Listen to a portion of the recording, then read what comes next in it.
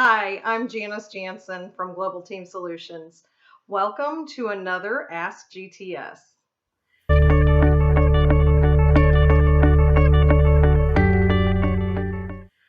Today I have a question from a doctor that says he wants to implement passwords in his office and he wants to know how to sell it to his team. So one of the things that I like to tell my teams about passwords, first of all, they're required by HIPAA that you have passwords in your practice. Everybody has to have a password to get into the computer so that there's a locking system in place to protect patients' privacy. So that's number one. It's required by HIPAA. The other reason that I would want you to have passwords is to protect the patient's data as well as to protect the practices data. When you set up passwords, you want to have, each person should have their own password.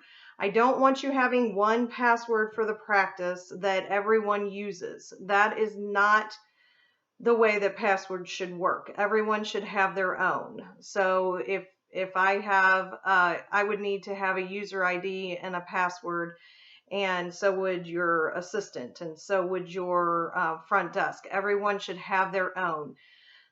The other part of that is I really tell my teams, make sure that you are keeping your password sacred to yourself. You know, I wouldn't give my friend or my coworker my ATM debit card number to go get some cash out of the machine, and that's the way that they should be protecting their passwords in the office as well, because there's important information that's locked in place in your computers, and we need to make sure that we safeguard those.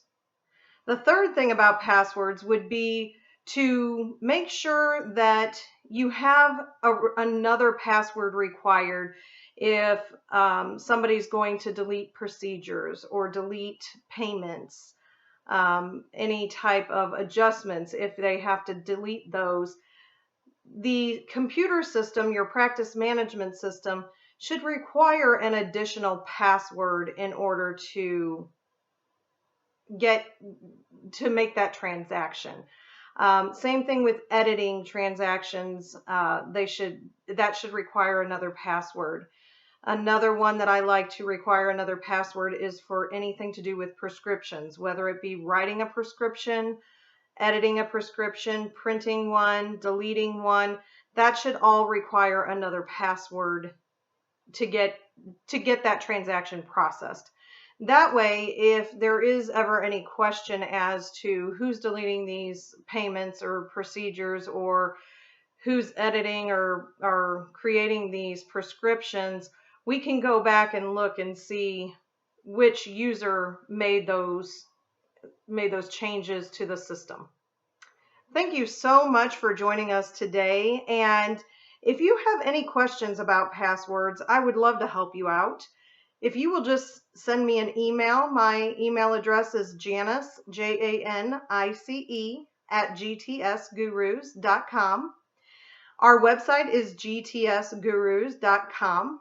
Please go visit us there. I look forward to seeing you again.